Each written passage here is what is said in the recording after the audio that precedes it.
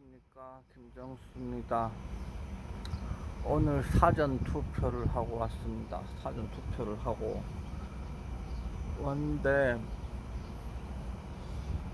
우리나라에는 두 거대 양당이 있잖아요. 그래서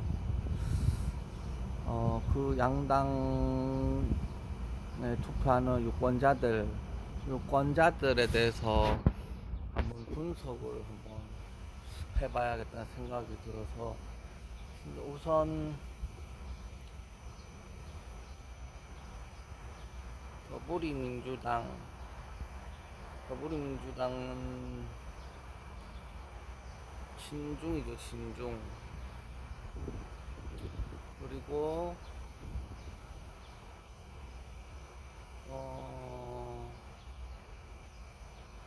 사회주의적인 성격을 가지고 있어요. 그리고 국민의힘 같은 경우에는 보수라고 하는데, 국민의힘에도 친중 세력이 많고, 또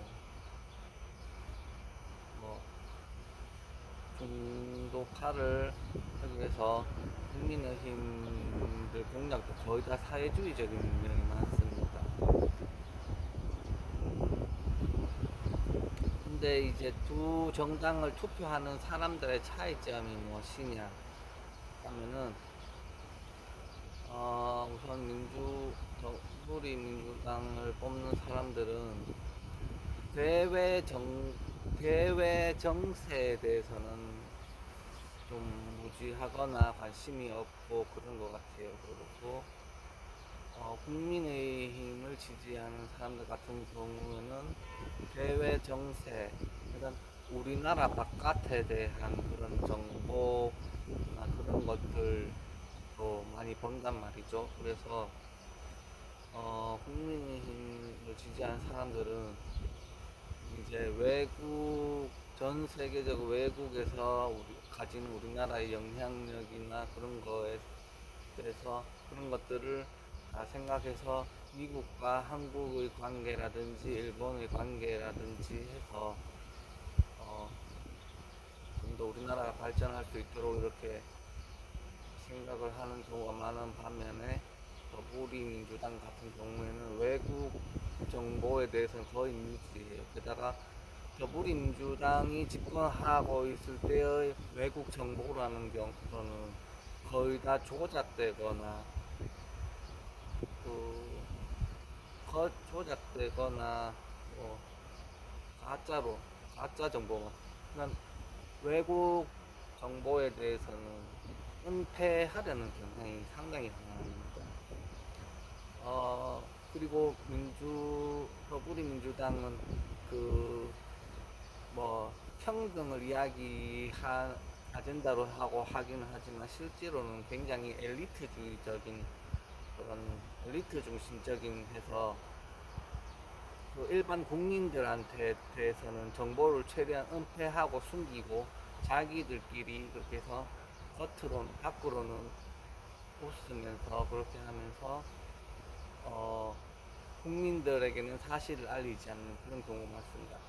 국힘 같은 경우에는 자유 언론을 보장하다 보니까 외국하고 거래나 뭐 그런 거 보면 우리나라가 뭐 다른 초강대국들에 비해서 약하기 때문에, 만약 그 약간 안조 협상 내용이 약간 우리나라에 불리하거나 그럴 경우에는 더불어민주당 같은 경우에는 그런 것들 모두 숨기기 때문에 국민들이 모르게 하지만, 국민의힘 같은 경우에는 다 알립니다. 다 알리게 되면은 일반 국민들이 보기에는 국민의힘이 상당히 일을 잘못해가지고 그렇게 불합리한 협력을 그런 걸 하게 됐다 이런 생각을 하는 경우가 많아서 그걸 알리기 때문에 국민의힘이 이게 더 불리한 경우도 있죠.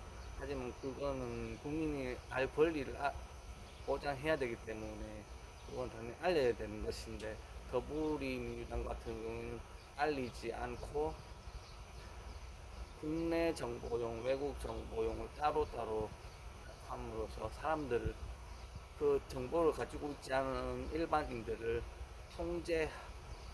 통제하려는 그런 경향이 있습니다. 상당히 엘리트 중심적이고 북한처럼 평양 과학자들, 공무원 그런 특정 계층의 사람들만 굉장히 많은 혜택을 누리고 보장을 받을 수 있게 하면서 일반 시민들한테도 막 배급을 해주면서 잘하는 것처럼 하죠. 하지만 그런 특정 계층들이 누리는 그런 보장 혜택에 비해서는 터무니가 없죠.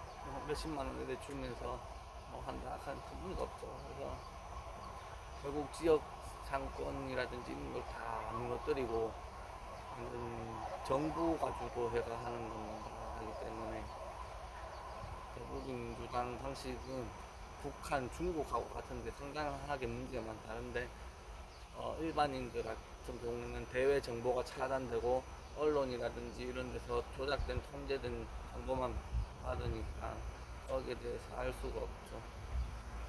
그리고 국민의힘 경우 같은 경우는 모든 거를 다 공개를 하니까 오히려 더 비난받는 경우가 많죠. 그래서 이게 더불어민주당과 국민의힘 유권자로 나뉘는 차이는 결국 외국에 대한 정보, 대외 정보에 대한 인식이 있느냐 없느냐인 것 같습니다. 오늘 분석은 이 정도로 하겠습니다. 김정수였습니다.